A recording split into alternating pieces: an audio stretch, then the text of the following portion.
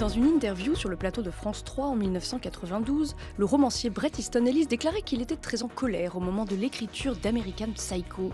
Une rage qui s'incarne dans la folie meurtrière de son héros, Pat Bateman. Ce golden boy new-yorkais reflète le pire de la société américaine des années 80. L'obsession pour les apparences, le culte de l'argent, la déréliction morale.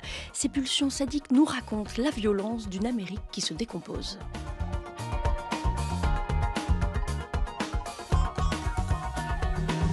Pour nous accompagner dans l'univers économique de Bret Easton Ellis, nous avons invité Alexia Blin, maîtresse de conférences en histoire et civilisation des États-Unis à l'université Sorbonne Nouvelle, et Pierre Guglielmina, qui est avec nous à distance, auteur et traducteur de plusieurs romans de Bret Easton Ellis, et notamment de son dernier, Les Éclats, une émission préparée par Diane Devancey, Léa Sabourin, Tom Umdenstock, Tina Young, Léopold Thiévan et Inès Gender.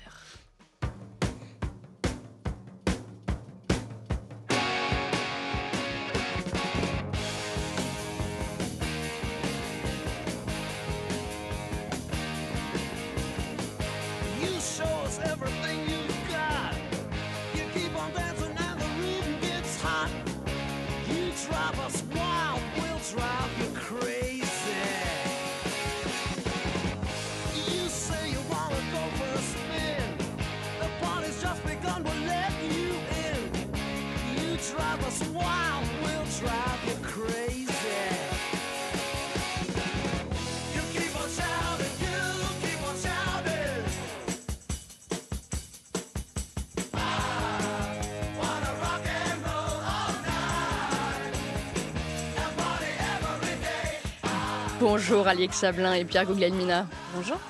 Merci Bonjour. beaucoup à tous les deux d'être avec nous. Alors j'ai voulu ouvrir cette émission avec cette chanson de Kiss, car la musique est omniprésente dans l'œuvre de Bret Easton Ellis, dans la société hyper consumériste dans laquelle évoluent les personnages d'Ellis. Les CD sont-ils des objets de consommation comme les autres, Pierre Guglielmina ? Pas pour Bret Easton Ellis. Il en fait un usage extrêmement habile dans tous ses livres, où les titres des chansons et le nom des groupes interviennent de manière tout à fait intelligente et significative.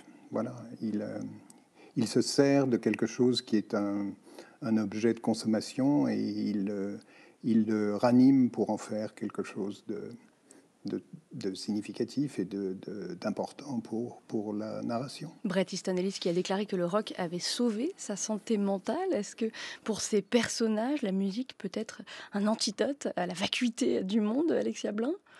Oui, en tout cas, c'est sûr que c'est quelque chose qui apparaît beaucoup et de manière récurrente et qui contribue à créer un univers commun entre les différents livres, puisqu'on a des chansons qui reviennent dans différents ouvrages, des titres de livres qui viennent de titres de chansons, et ça permet de créer un système de référence et un univers commun aux différents personnages. La vacuité, le vide sont au cœur de ces romans, en particulier de Moins que zéro, son premier roman qui a été publié en 1985 et qui raconte cette jeunesse dorée californienne qui, dans les années 80, s'ennuie. Écoutez.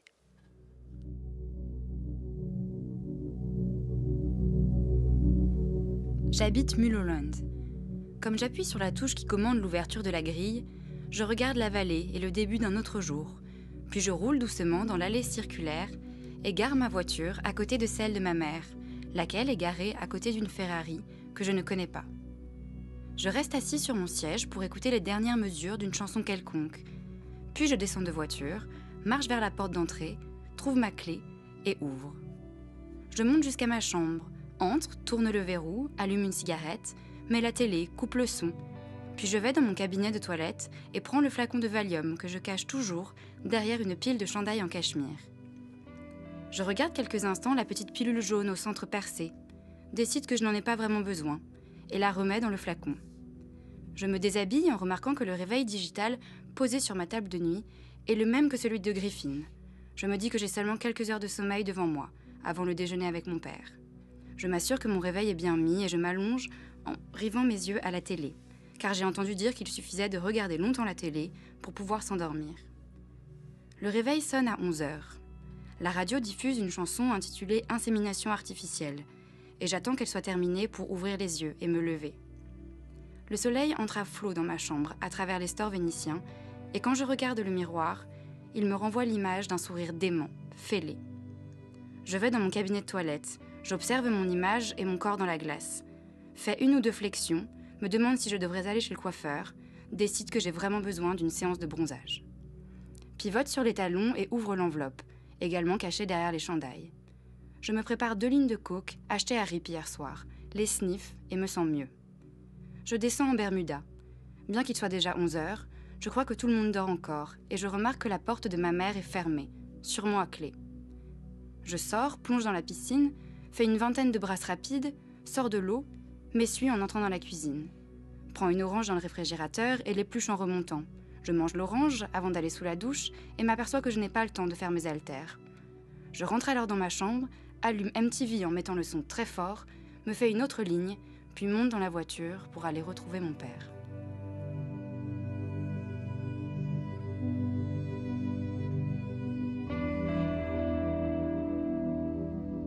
Une lecture par Diane Devancey de l'équipe d'Entendez-vous l'écho. Bret Easton Ellis a 21 ans au moment de la publication de Moins que zéro en 1985. C'est sa propre jeunesse qu'il dépeint dans ce court récit, Alexia Blin. Oui, en effet, Bret Easton Ellis est né en 1964 en Californie. Il a grandi dans une banlieue de Los Angeles.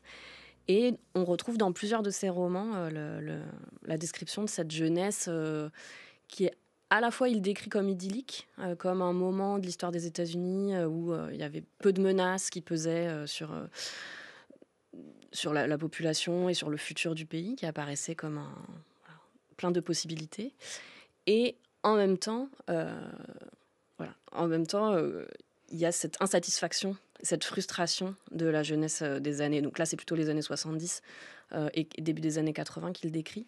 Et ça revient beaucoup, donc ce qu'on a entendu dans l'extrait, hein, l'ennui, le besoin de consommer de la drogue, la conscience très forte de l'interchangeabilité d'un peu de tout autour de lui, du fait que il a le même réveil que son ami, mais ça revient très, très souvent, le fait que tout est identique et l'incapacité de trouver de la satisfaction dans la consommation qui est pourtant omniprésente.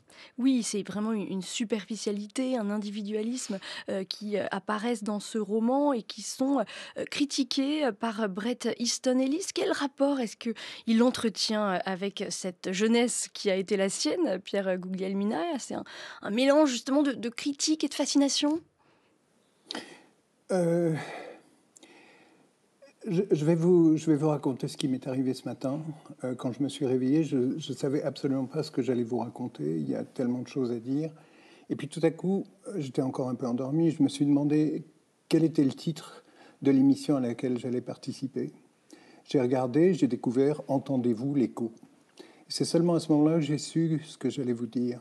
L'émission, en remontant à sa source, ça allait être nécessairement une conversation entre Echo et Narcisse. Ce Narcisse de Bret Easton Ellis, enfin presque, puisque Echo, on sait qu'elle ne fait que répéter les derniers mots qu'elle vient d'entendre. Et donc, et le tiers exclu de la conversation dans le mythe, c'est Némésis, la déesse de la vengeance ou du juste ressentiment, comme on voudra, qui punit Narcisse pour avoir repoussé Echo. Némésis vient du verbe némen, qui veut dire répartir, distribuer. Donc la répartition, la distribution, ce sont des catégories économiques fondamentales aujourd'hui. C'est avec cet écho-là que la conversation va avoir lieu, j'imagine. Et vous allez voir qu'il est question énormément de questions de miroir dans l'œuvre de Bret Easton Ellis. Et oui, vous avez raison de parler de distribution, puisque les inégalités sont extrêmement fortes et elles se renforcent encore dans les années 80, dans cette Amérique de Reagan. On va en parler. Peut-être un mot sur le succès qu'a connu ce premier roman, Alexia Blin. C'est un succès immédiat qui va ensuite permettre à Bret Easton Ellis d'écrire les suivants.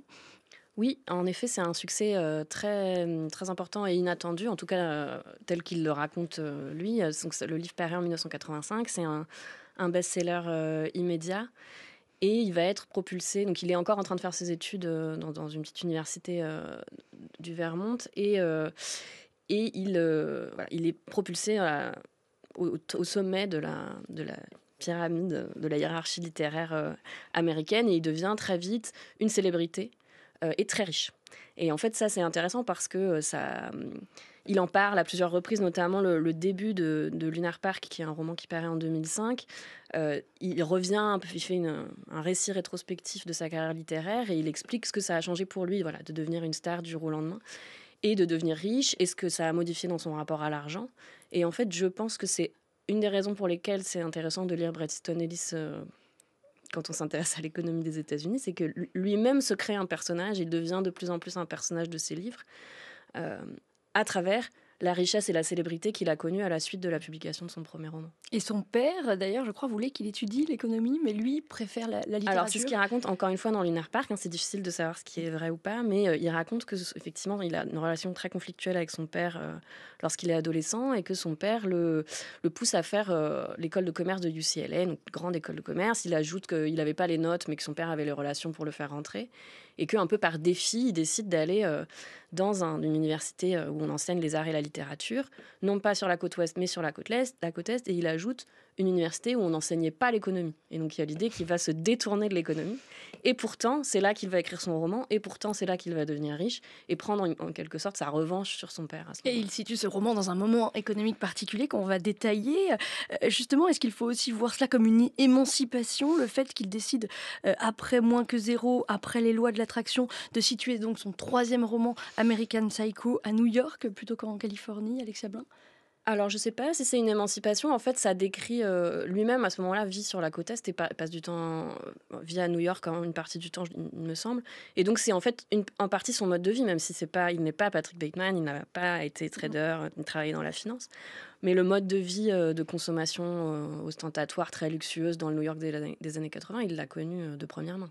Et je disais que son premier roman lui permet d'écrire sous les autres, ça lui donne une liberté inouïe, c'est-à-dire que je crois qu'il a reçu une avance de $300 000 de la part de son éditeur, Simon & Schuster, pour écrire American Psycho, c'est ça? Oui, alors c'est assez... Bon, les deux premiers romans se succèdent assez rapidement, c'est 1985 pour Moins que zéro et 87 pour Les lois de l'attraction. Au début, il écrit assez rapidement. Les lois de l'attraction sont un succès moindre, mais on lui continue quand même de lui faire confiance. Il reste cette star, notamment parce qu'il est, en même temps qu'un écrivain, une figure publique. Il est dans les tabloïds, il met en scène beaucoup sa personne, et donc il reste très célèbre. Et effectivement, il reçoit une avance très importante, et ensuite, il va se permettre d'éloigner un peu la publication de ses romans. Il va publier moins fréquemment. Mais et gagner en fait toujours beaucoup d'argent. À certains moments, même si ses livres se vendent pas beaucoup, il continue à générer quand même de l'argent, et que c'est pour ça que même si il fait un peu n'importe quoi, même s'il se drogue, même s'il est pas fiable, ça il raconte ça également dans Lunar Park, et qu'il n'arrive pas vraiment à assurer les tournées de promo de ses livres, c'est pas grave, il continue à recevoir de l'argent continue d'arriver, quoi. Oui, il dit que même s'il publiait ses notes de cours, cela marcherait, ça serait un succès, ça deviendrait un best-seller. Alors, intéressons-nous à American Psycho, qui est son roman le plus connu et qui raconte l'histoire donc de Patrick Bateman, un golden boy obsédé par les apparences et la réussite matérielle.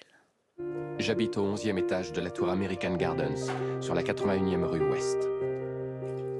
Je m'appelle Patrick Bateman et j'ai 27 ans. Je prends grand soin de moi, en mangeant léger et en faisant de l'exercice chaque jour. Au réveil, si je suis légèrement bouffi, j'applique des sachets de glace sur mon visage pendant mes abdos du matin. Je peux en faire 1000. Après avoir ôté le sachet de glace, j'applique une lotion désincrustante. Puis sous la douche, j'utilise tout d'abord un gel moussant, puis un gommage corps au miel et aux amandes, et un gommage pour le visage. J'utilise toujours un aftershave sans alcool, ou avec très peu d'alcool, parce que ça irrite et dessèche la peau, alors vous vieillissez plus vite. Il existe une image de Patrick Bateman, une sorte d'abstraction. Mais je n'existe pas vraiment. Ce n'est qu'une entité, quelque chose d'illusoire. Et bien que je puisse cacher mon regard froid et que vous puissiez me serrer la main et sentir ma chair s'agripper à la vôtre, vous pourriez vous dire que nos vies sont comparables. Mais je ne suis tout simplement pas là.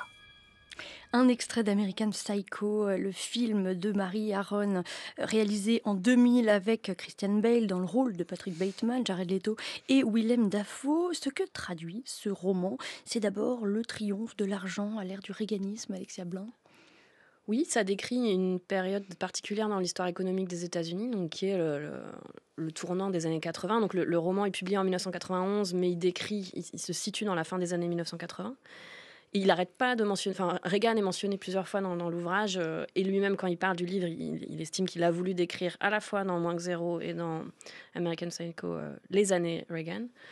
Et qu'est-ce que ça veut dire ? Ça veut dire la période où les États-Unis font la transition d'une économie industrielle vers une économie financière, où progressivement la part de la finance dans le PIB américain et dans l'économie va grossir, ce qui a continué à se produire encore jusqu'à aujourd'hui, avec un secteur financier qui devient non seulement plus important, mais plus influent, c'est-à-dire qui va déterminer l'orientation de l'économie américaine. Avec des produits financiers de plus en plus complexes. Alors ça, c'est en effet une des conséquences. Ce qui se passe dans les années 80, c'est en particulier à cause des politiques de dérégulation de l'administration Reagan, mais qui en réalité avait déjà commencé dans les années 1970 sous Carter, qui est donc de permettre à la bourse de multiplier les opérations, et aux opérateurs boursiers, avec effectivement des instruments financiers nouveaux, de plus en plus compliqués, de plus en plus sophistiqués.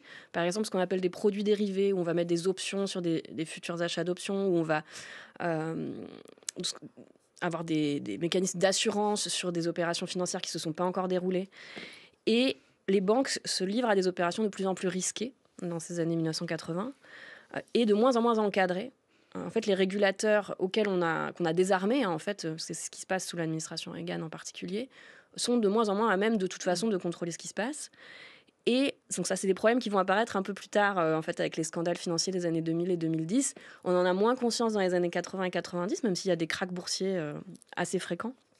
Et donc ces outils, ils sont en plus sous-tendus et ils fonctionnent avec des outils informatiques de plus en plus compliqués et des modèles mathématisés qui rendent la finance difficile à comprendre en réalité. Et ça, c'est quelque chose qui apparaît en fait en toile de fond d'American Psycho. Oui, Bret Easton Ellis veut raconter les années Reagan, mais il faut rappeler qu'en réalité, cette déréglementation, elle s'est poursuivie dans les années 90, sous les démocrates, Alexia Blanc.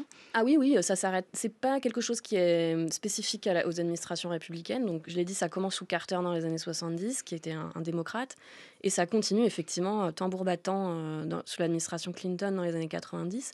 C'est par exemple à la fin du deuxième mandat de Clinton que va être abolie la grande loi du New Deal, le Glass-Steagall Act, qui permettait de séparer les opérations des banques de dépôt et des banques d'investissement et de faire en sorte que, en gros, les dépôts des Américains moyens soient protégés et ne soient pas utilisés dans des opérations financières risquées. Et donc ça, c'est aboli en 1999, donc sous Clinton, mais c'est en fait l'aboutissement d'un processus engagé bien avant. Et alors dans American Psycho, Pat Bateman travaille dans la société fictive Pierce & Pierce, il fait de la fusion-acquisition. Comment la finance apparaît-elle dans le roman, Alexia Blanc ? Alors, je dirais qu'il y a deux manières de voir la finance dans le roman. Il y a une manière... il y a un portrait, mais qui est finalement assez vague. En fait, il y a peu de... déjà, on voit pas Patrick Bateman travailler. Donc, Patrick Bateman ne travaille jamais. Il y a deux scènes, deux chapitres qui concernent vraiment son travail. Un qui s'appelle Au bureau et l'autre qui s'appelle Réunion d'affaires, dans lesquels, en fait, il ne travaille pas. Il donne des ordres à sa secrétaire, il lit les journaux, il fait les mots croisés, mais voilà, en effet, on le voit jamais il organise des dîners, il organise des soirées. Plus le roman avance, moins il se rend à son travail. Et même, donc au début, il s'en va à 3-4 heures de l'après-midi. Finalement, il arrive en retard et à la fin, il n'y va plus du tout. Donc il y a cette impression un peu magique du fait que l'argent coule sur lui, mais on ne sait pas vraiment comment il le gagne. Il y a quelques petites références à des produits financiers, aux métiers que font les uns et les autres, par exemple. Mais c'est vraiment très ténu. Il y a un moment assez drôle où il passe des coups de fil anonymes à des jeunes filles en essayant de les effrayer. Parce qu'il essaye de se distraire de son quotidien qui l'ennuie. Et il dit, pour les effrayer, il dit « Je suis repreneur de société, je fais des OPA sauvages. » Donc voilà. Et c'est un peu les seuls moments où on voit... Et il y a d'autres... Voilà, très rares moments où on voit des termes qui apparaissent. Mais en fait, pour moi, la manière plus intéressante dont la finance apparaît, c'est à travers la forme du livre et le style, où on voit comment Bret Easton Ellis essaye de saisir euh, le mystère et l'abstraction de la finance en le rendant à travers le style du roman. C'est-à-dire que comme la finance devient, à cause des outils notamment dont on a parlé tout à l'heure, des nouveaux instruments financiers, de plus en plus abstraite, de plus en plus difficile à comprendre, de plus en plus imprévisible, eh bien, lui, il construit un personnage de la même manière, abstrait. On l'a vu avec l'extrait du film. Il dit, même je suis une sorte d'abstraction, je n'existe pas. Cruel, comme peut être la finance, imprévisible, comme peut être la finance. Et les meurtres sont en fait, au bout du compte, une sorte de métaphore de la violence financière de la société des années 80. Alors qu'il y a, par exemple, ce qui s'appelle les corporate raids qui se développent dans les années 80, c'est-à-dire la prise de contrôle de certaines entreprises qui ensuite, pour pouvoir enrichir les actionnaires, vont être démembrés. Donc comme ces entreprises sont démembrées fréquemment dans les années 80, Patrick Bateman démembre ses victimes. Pierre Guglielmina. Oui, non, je voulais intervenir pour essayer de donner quelques dates, puisque Bret Easton Ellis écrit entre 1985 et 2023, son dernier roman date de 2023. Mais j'aimerais essayer d'élargir un petit peu le spectre.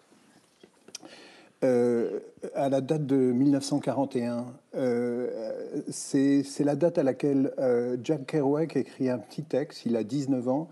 Il écrit un petit texte qui s'appelle Credo et qui est une sorte de déclaration universelle des droits du narcisse. C'est-à-dire que tout à coup, Jack Kerouac a envie d'exprimer ce qu'il éprouve à ce moment-là. Et il se met en face d'un miroir et il récite ce texte qui est, comme je le disais, une déclaration universelle des droits du narcisse. Et Bret Easton Ellis s'inspire de Kerouac et Pierre Guglielmina, oui, c'est ça que vous voulez nous dire ? Oui, bien sûr, oui, il y a une inspiration tout à fait déclarée. Et pourquoi fait-il ça ? Parce qu'en 1941, c'est Pearl Harbor, et donc à ce moment-là, on a une sorte de mobilisation générale des États-Unis qui devient une mobilisation mondiale. Et comment réagit la littérature par rapport à ça ?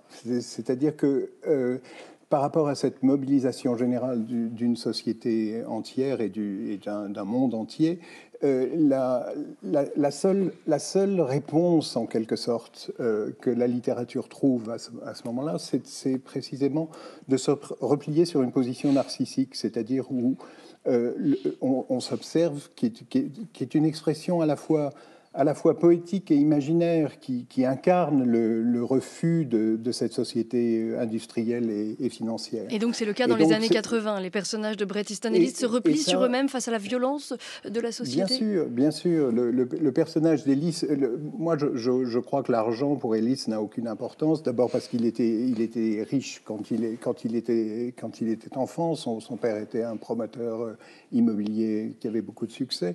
Donc la question de l'argent n'est pas vraiment centrale pour Ellis, sauf comme sujet pour lui, et c'est pour ça que c'est un observateur absolument exceptionnel de cette affaire, c'est que il n'y a pas d'enjeu pour lui.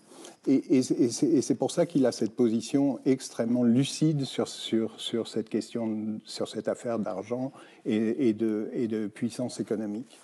France Culture. Je pensais que c'était un livre expérimental qui serait lu par 5000 personnes, illisible avec des détails de restaurants, de vêtements, de nourriture.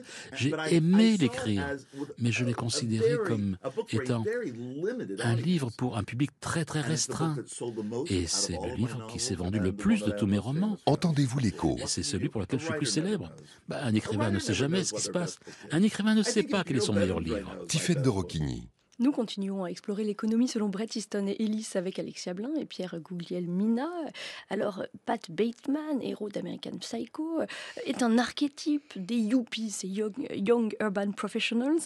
Qui sont-ils, Alexia Blin ? Et surtout, quel est leur mode de vie qui est si bien retranscrit dans American Psycho ? Effectivement, donc Patrick Bateman, c'est une des incarnations du yuppie.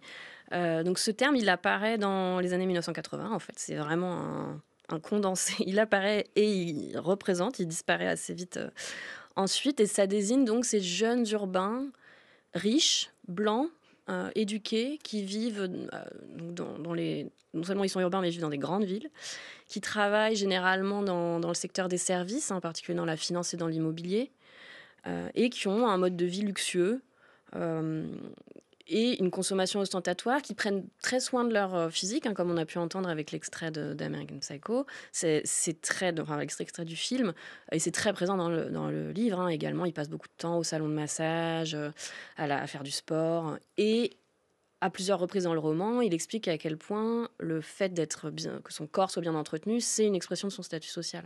À un moment, il va dans un salon de massage et la jeune femme qui prend soin de lui dit « Ah là là, vous avez le visage tellement lisse, tellement parfait ». Et il dit, il lui répond pas, mais on entend ses pensées. Il dit bien sûr, c'est la manière de montrer que je vis pas dans un camping-car et que je mange pas des travers de porc au barbecue.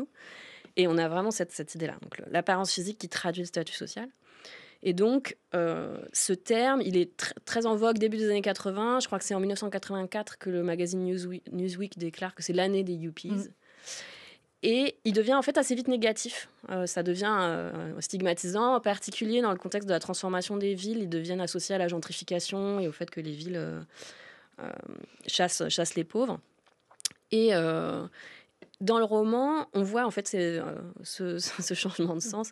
C'est parce que Ellis lui-même, il a une petite distance vis-à-vis de ça. À la fois, c'est son mode de vie à lui, d'une certaine manière. Il a une certaine empathie pour ses personnages.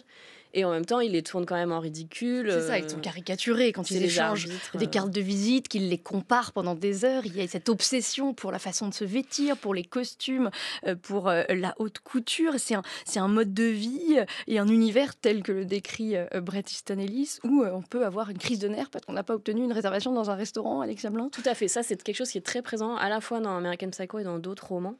La frustration créée par ce mode de vie luxueux qui peut très vite amener Très souvent, les personnages sont au bord des larmes, c'est une expression qui revient beaucoup, sont en train de paniquer parce que ils peuvent pas rentrer dans le restaurant où ils veulent, parce que Patrick Bateman, par exemple, est très angoissé par le fait de pouvoir montrer qu'il a une carte American Express platine et fait des crises d'angoisse quand il voit d'autres personnages qui en ont une également. Bon.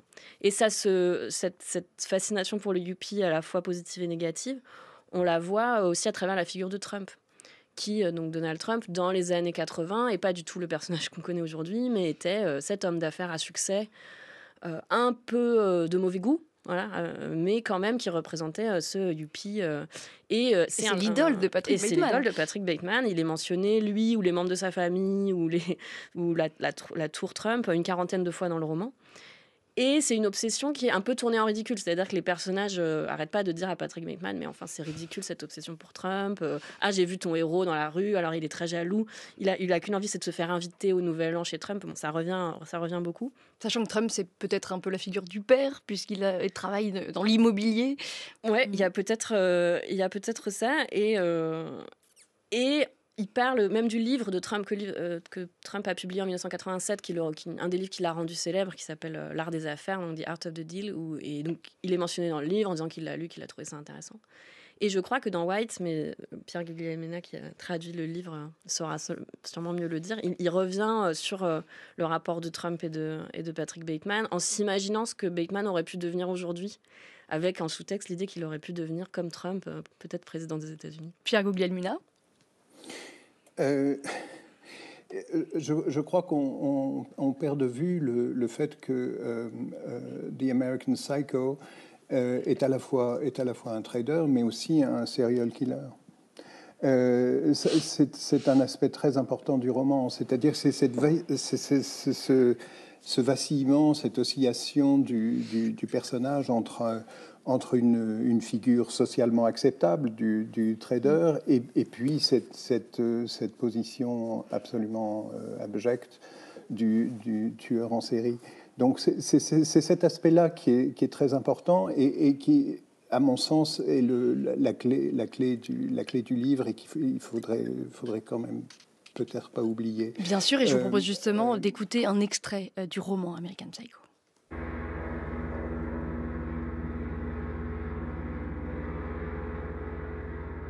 Un type qui ressemble tout à fait à Jason Taylor me fait un signe de tête en passant sous un réverbère et je baisse le son de mon Walkman juste à temps pour l'entendre dire « Hello Kevin !»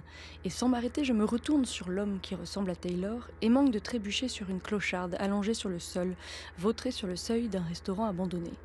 Elle est noire et elle a l'air bonne à enfermer, répétant sans cesse « De l'argent, s'il vous plaît, aidez-moi, monsieur, de l'argent, s'il vous plaît, aidez-moi, monsieur », comme une espèce de prière bouddhiste. Je tente de lui expliquer l'avantage qu'elle trouverait à prendre un emploi quelque part, dans un cinéplex Odéon par exemple, dis-je avec une grande civilité, n'arrivant pas à décider si je vais ouvrir l'attaché case, si je vais en tirer le couteau ou le revolver. Mais elle m'apparaît soudain comme une cible trop facile pour être réellement gratifiante, et je lui dis d'aller au diable et monte le son du Walkman. Je poursuis ma route, m'arrêtant à un distributeur automatique pour tirer $300, sans raison particulière, 15 billets de vin tout frais, craquants, que je range délicatement dans mon portefeuille en peau de gazelle pour ne pas les froisser. À Columbus Circle, un jongleur vêtu d'un trench coat et d'un haut de forme, un type qui se fait appeler Stretchman et qui se tient généralement ici l'après-midi, fait son numéro devant un petit groupe de gens qui s'ennuient. L'envie de le tuer me démange, et il ne mériterait pas mieux, mais je passe mon chemin, à la recherche d'une proie moins voyante, quoique, s'il avait été mime, il serait vraisemblablement déjà mort.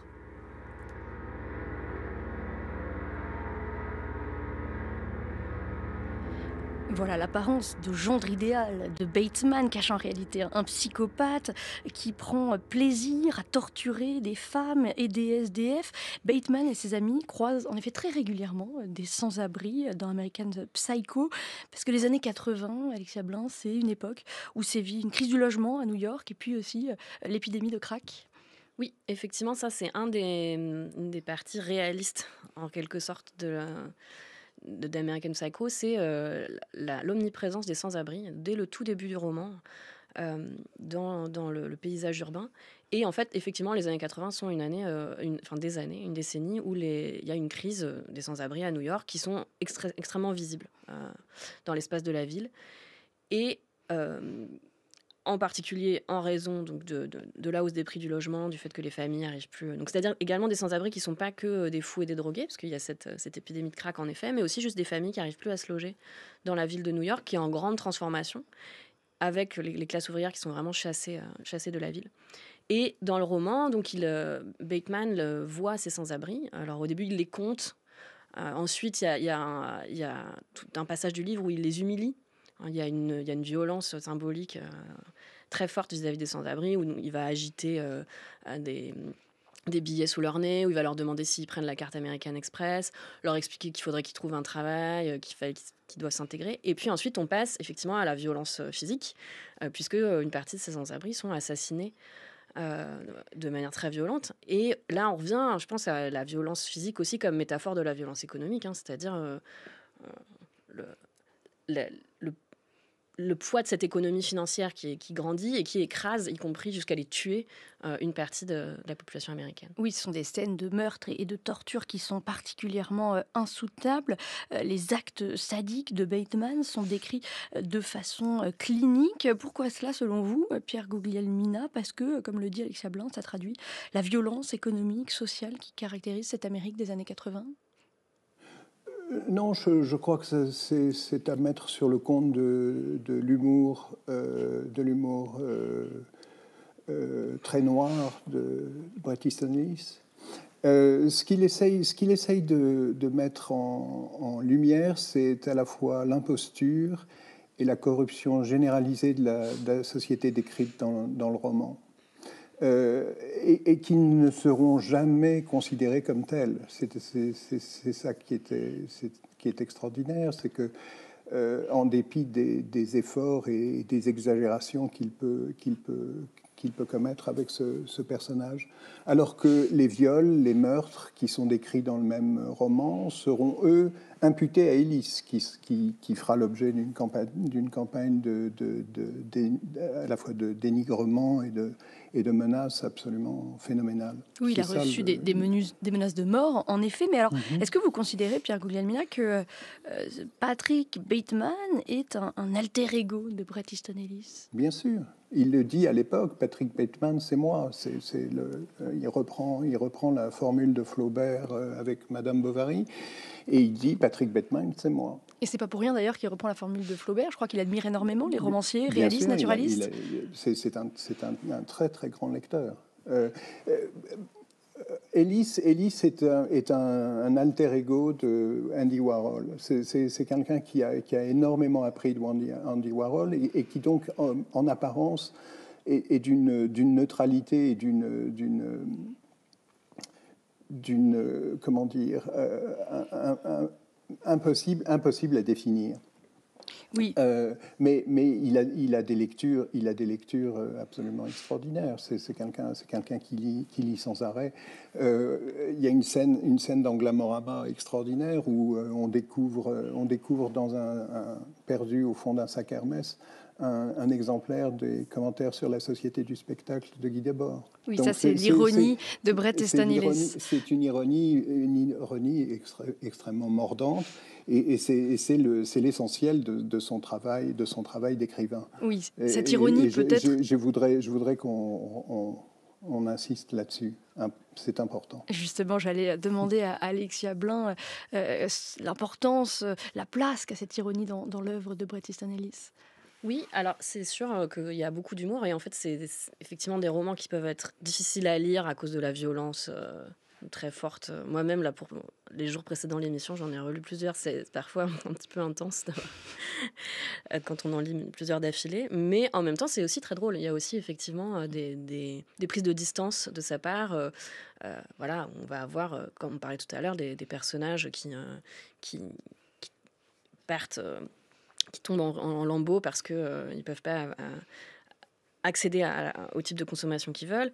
Mais aussi, moi je voulais revenir sur la violence, le rapport de la violence à l'argent. Je ne pense pas que ce soit uniquement de l'ironie. Je pense qu'il y a quand même quelque chose d'assez... Enfin, qu'il y a un lien très fort qu'il fait entre le fait d'être riche et la possibilité d'être violent.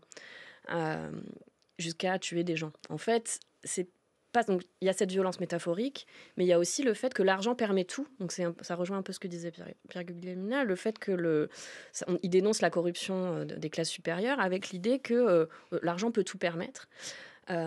Et il y a une scène dans American Psycho qui reflète un peu ça, où il est dans un zoo, il se promène dans un zoo. Il a commencé vraiment à tuer, il tue de plus en plus dans le roman.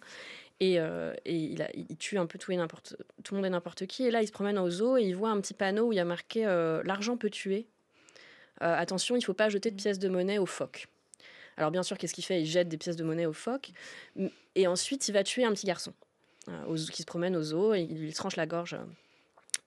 Et en fait, cet argent peut tuer. Il a deux sens à mon avis. C'est le fait que c'est une menace. Ça, c'est très...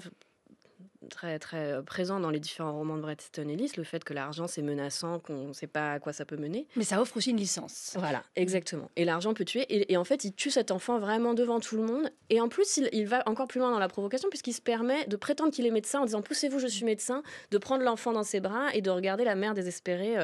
Et donc, il y a vraiment cette idée-là. L'argent peut tuer, dans le sens où il donne la possibilité de le faire. Et oui, la perversion va toujours plus loin. Vous parliez de cette lecture intense. Elle est effectivement éprouvante, la lecture des romans de Bret Easton Ellis, en particulier celle d'American Psycho, parce que la plupart de ces narrateurs sont des anti-héros. Et ce qui est intéressant, c'est que, et c'est la marque de fabrique de Bret Easton Ellis, c'est que ces narrateurs, sans rien divulgacher, se révèlent souvent assez peu fiables, Alexia Blin. Ah oui, ça c'est une caractéristique très très importante, effectivement, en particulier dans American Psycho, également dans Lunar Park et également dans Glamorama, le fait qu'on ne peut pas avoir confiance dans ce qu'ils nous disent. Et là, je pense qu'il y a aussi quelque chose d'assez important à faire dans le parallèle avec la finance, encore une fois.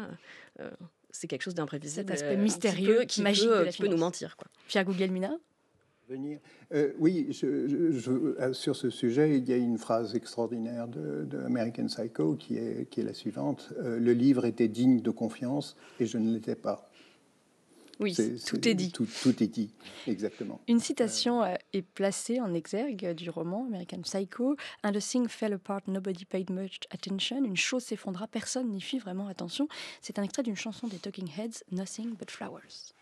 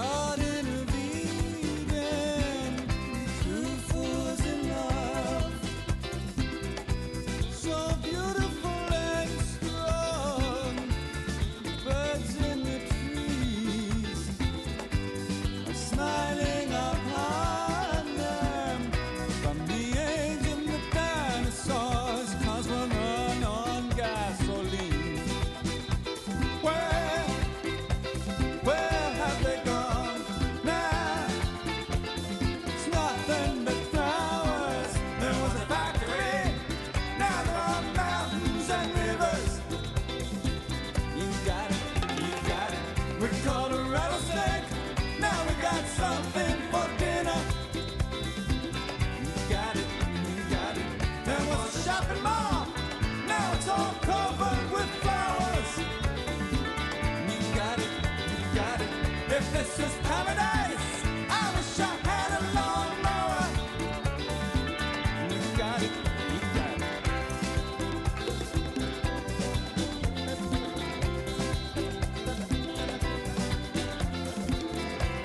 Years ago, I was an angry young man, and I'd pretend that I was a billboard standing tall by the side of the road.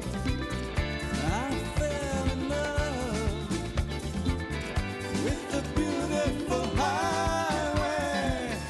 This used to be real estate, now it's only fields and trees. Where is the town now? It's nothing but flowers. Vous écoutez France Culture, entendez-vous l'écho? Nous continuons à parler de l'économie. Selon le romancier américain Bret Easton Ellis, le traducteur Pierre Guglielmina et la maîtresse de conférence en civilisation américaine Alexia Blanc sont toujours avec nous dans cette émission réalisée par Françoise Le Floch avec l'aide de Denis Forget, mise en onde aujourd'hui par Anthony Thomasson. Pierre Guglielmina, vous avez traduit 4 romans de Bret Easton Ellis, dont son dernier, Les Éclats, sur lesquels on va revenir. Mais d'abord, arrêtons-nous quelques instants sur Glamorama, qui est paru en 1998. C'est un roman dans lequel Ellis continue à explorer les thèmes de la célébrité et de l'aliénation dans la société moderne. Oui, c'est même à mon sens, encore plus poussé qu'American Psycho. C'est un roman encore plus radical qu'American Psycho. Le personnage principal, Victor Ward, étant à la fois un patron de boîte de nuit et un terroriste. Ce qui est très intéressant dans Glamorama, c'est que l'univers d'action s'étend à la planète entière, puisque Victor Ward circule entre New York, Paris, Milan, le Japon. Donc on a un spectre en quelque sorte élargi qui correspond assez bien à la situation historique. Donc de ce point de vue-là, Glamorama est un roman magistral à mon sens. Et c'est un roman dont la narration est fragmentée, et cela pour refléter le chaos, la confusion du monde contemporain, Pierre Guglielmina. Alors j'ai une sorte de petite théorie sur cette affaire, c'est que le miroir est un élément dramatique essentiel de l'œuvre de Bret Easton Ellis, puisque dans Moins que zéro, on avait une affiche sur Sunset Boulevard qui disait « Disparaître ici ». Et cette affiche, tout à coup, se transfère dans les romans suivants sur une glace de salle de bain. Et c'est un transfert évidemment très intéressant, puisque, comme dit Warhol, si un miroir regarde un autre miroir, que peut-il bien voir? Évidemment, le néant. Ou l'infini, selon l'humeur du jour. Et c'est cet aspect-là qui détermine en quelque sorte la progression, parce que c'est une œuvre très pensée, qui est écrite avec le temps qu'il faut, et qui est très concertée de la part d'Ellis. Les romans se succèdent les uns aux autres, et ce miroir, en quelque sorte, évolue dans la dramaturgie d'Ellis, pour finir dans les éclats, c'est-à-dire que le miroir a explosé, en quelque sorte. Pourquoi, selon vous, Alexia Blanc, Bret Easton Ellis explore-t-il ainsi cette thématique de la célébrité dans Glamorama? C'est un autre secteur de la richesse américaine, quoi. Un des intérêts de Bret Easton Ellis, c'est effectivement qu'il décrit le mode de vie des riches américains des années 80-90 en particulier. Donc on a dans Moins que zéro les enfants de l'industrie du cinéma de Californie. On a les traders et le monde de la finance dans American Psycho. Et on a ce monde des boîtes de nuit et du mannequinat, en gros, dans Glamorama. C'est une autre facette du monde du luxe et de la consommation ostentatoire qu'il explore. Effectivement, la spécificité de Glamorama, c'est cet ancrage international, alors que les autres romans sont très, très ancrés soit à Los Angeles, soit à New York. Là, il va un peu plus loin, mais la mondialisation, elle était déjà un peu présente dans des romans précédents, notamment avec la figure toujours très inquiétante du Japon. Dans American Psycho, Patrick Bateman déteste le Japon et les Japonais, et notamment à cause de la rivalité économique qui apparaît à ce moment-là entre le Japon et les États-Unis. Dans un recueil de nouvelles qu'il a publié en 1994 qui s'appelle Zombie, il y a aussi il y a une nouvelle qui se situe au Japon avec une rockstar qui va faire une tournée au Japon et ça se passe très mal, et il y a une espèce d'inquiétude. Bon. Et donc là, le cadre international, on le retrouve dans Glamorama dans le contexte d'une organisation terroriste internationale particulièrement inquiétante également. Dans l'œuvre de Bret Easton Ellis, domine l'ennui et la désillusion, c'est le cas dans un autre de ses romans qui est paru en 2005, Lunar Park, que vous avez traduit à Pierre Gugelmina, extrait.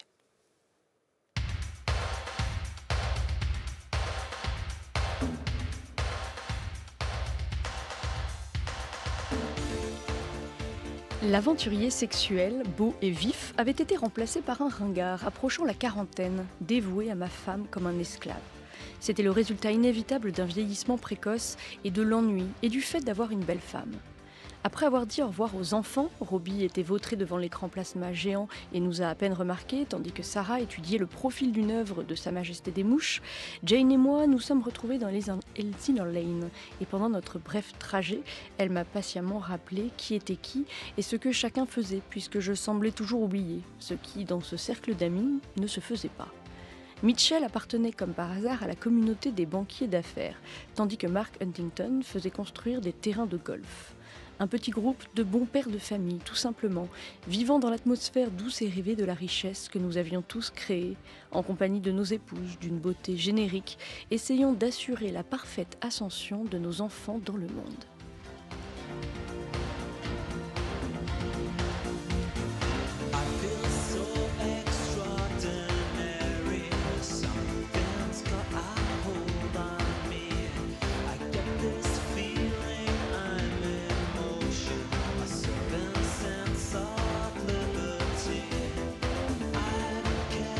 Alexia Blin avec Lunar Park. Bret Easton Ellis explore un thème classique de la littérature états-unienne, la désillusion du rêve américain. Oui, et en particulier de la vie dans les banlieues, parce que donc là il vit plus dans une grande métropole, mais il s'est installé dans une banlieue avec sa femme et un fils qu'il s'invente, parce que donc la particularité de Lunar Park, c'est qu'il se met en scène lui-même. Le personnage est Bret Easton Ellis. Le roman commence, on l'a dit tout à l'heure, par un retour sur sa carrière littéraire et ensuite bascule dans la fiction à un moment difficile à déterminer. Bon. Et il vit donc dans cette banlieue où au départ il présente ça comme une espèce de salut de la vie agitée qu'il menait avant, par rapport à la vie agitée qu'il menait avant, et finalement ça va tourner au cauchemar, d'abord par un ennui très fort et puis par... comme d'habitude, une série de meurtres et très violents. Mais là, dans l'extrait que vous avez lu, il y a plusieurs choses qui sont très significatives. En fait, c'est une scène qui précède un dîner qui va avoir lieu avec les voisins, où Bret Easton Ellis va s'ennuyer à mourir.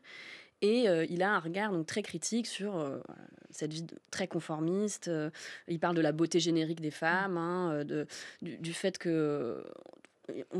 tout le monde est préoccupé par l'ascension des enfants. Dans cette scène, il va parler du fait qu'il est outré par le fait que les parents attendent un retour sur investissement. Il emploie cette expression de l'éducation des enfants. Et en fait, ça, pour le coup, c'est peut-être ce qu'il y a de moins original par rapport aux autres ouvrages dont on a parlé précédemment. Il y a beaucoup de livres, de beaucoup d'auteurs qui ont critiqué depuis les années 1920, en fait, la vie. On peut penser à Sinclair Lewis avec Babbitt dans les années 1920, qui critique le conformisme de la vie des banlieues. Donc, mais bien sûr, il n'y a pas que ça dans Lunar Park, mais cet aspect-là, il est finalement moins original. Simplement, on ne s'attend pas forcément à le voir chez Ellis, ou pas sous cette forme spécifique. Et c'est un roman qui est intéressant quand on connaît un petit peu Bret Easton Ellis, puisque il évoque son rapport à sa propre richesse et son succès dans Lunar Park, Pierre Guglielmina. Je ne suis pas du tout d'accord avec la vision développée. Je crois que Lunar Park, c'est une variation très, très, très subtile sur Hamlet de Shakespeare. Elsinore Lane est une indication. Elsinore, Elseneur, on voit très bien où il va. Et je crois que c'est un livre sur la fin de la famille nucléaire. Je crois qu'il y a une série de décompositions qu'observe Ellis, la fin de la famille nucléaire, la fin de la société patriarcale dans Suite impériale, et puis les éclats, c'est la fin du narcissisme en quelque sorte. Donc c'est très élaboré, c'est très pensé. Et je crois que le génie d'Ellis, c'est évidemment son génie de la dissimulation. Il faut passer beaucoup de temps sur les livres. Contrairement à ce qu'on pourrait penser, c'est pas du tout une littérature de la consommation facile. Il faut passer du temps sur Ellis parce qu'il y a énormément de choses cachées qui n'apparaissent qu'à la lecture et à la relecture des livres. Et à la relecture, vous avez raison, parce qu'en effet, ces personnages sont extrêmement ambivalents. On ne sait jamais si on peut leur faire confiance. Et on retrouve cela dans son 8e roman, Les Éclats, qui a été publié aux États-Unis en 2021. Tellement de gens le considèrent comme étant un thriller de tueur en série, comme un livre de mystère, comme un roman policier. Et cet aspect, bien sûr, c'est lié au drame des adolescents, le drame de ma propre vie, parce que tellement de ce livre est autobiographique. Il y a tellement de ce livre, c'est être un adolescent en 80 dans un lycée prestigieux avec tous ses copains de Beverly Hills. Il pense qu'il est ciblé par un tueur en série qui est en fait ce très bel étudiant qui vient à l'école. Moi, je suis intéressé par cet aspect parce que ce livre, c'est un livre sur l'obsession. Brett, le narrateur, est obsédé par ce nouvel étudiant. Et Brett crée des récits à ce sujet. Je crois que c'est une image d'un Los Angeles perdu de 1981, que ce ne serait un roman policier ou un roman sur un tueur en série. Mais c'est ça qui excite les gens au sujet du livre. Moi, je suis beaucoup plus enthousiasmé par le sexe des adolescents, de décrire ça. Mais ça, c'est moi, j'ai 59 ans. Bret Easton Ellis au micro d'Olivia Gesbert dans Bienvenue au Club sur France Culture le 5 avril 2023. On arrive au terme de cette discussion. Les Éclats, Pierre Guglielmina, c'est moins que zéro qui rencontre American Psycho ? Oui, c'est un retour à la date de 1981 qui apparemment est une date clé pour Bret Easton Ellis, c'est-à-dire que quelque chose bascule dans l'histoire américaine en 1981 pour lui, et il revient sur cette période pour décrire quelque chose qu'il n'avait pas vu à ce moment-là, et qui est précisément ce que j'ai appelé la fin du narcissisme, c'est-à-dire c'est ce miroir qui éclate et qui fait que plus personne ne peut se reconnaître et s'identifier dans un miroir. C'est l'aspect essentiel, à mon sens, du roman. Et c'est un roman absolument fascinant. Peut-être un tout dernier mot, Alex Chablin, sur ce que l'œuvre de Bret Easton Ellis nous apprend sur l'économie américaine. Je pense qu'on a déjà dit beaucoup de choses. Peut-être c'est intéressant de voir qu'il revient à 1980 à la fin dans le dernier roman, puisque 1980, c'est l'arrivée au pouvoir de Ronald Reagan également. Et ça, on voit que c'est un personnage quand même en toile de fond. Dans American Psycho, il y a une citation où il dit Ronald Reagan était toujours à la télévision. Et il y a je pense, ce bruit de fond des années 80 et de la financiarisation qui est permanent. Et bon, certes, c'est pas le thème des Éclats, mais mais on reste dans ce contexte quand même très profondément. Et sur ce que cette décennie des années 80 a fait à produit l'économie américaine. et a fait à la société et l'économie américaine. Merci beaucoup à tous les deux, c'était passionnant, Alexia Blin et Pierre Guglielmina. Merci. Je renvoie les auditeurs aux romans de Bret Easton Ellis qui sont absolument fascinants, en particulier effectivement Les Éclats et Lunar Park. Vous nous conseillez Alexia Blin, et puis je précise que vous êtes l'autrice d'une thèse intitulée Politiser l'entreprise, une histoire des coopératives dans le Wisconsin, années 1870-1930. Un grand merci encore.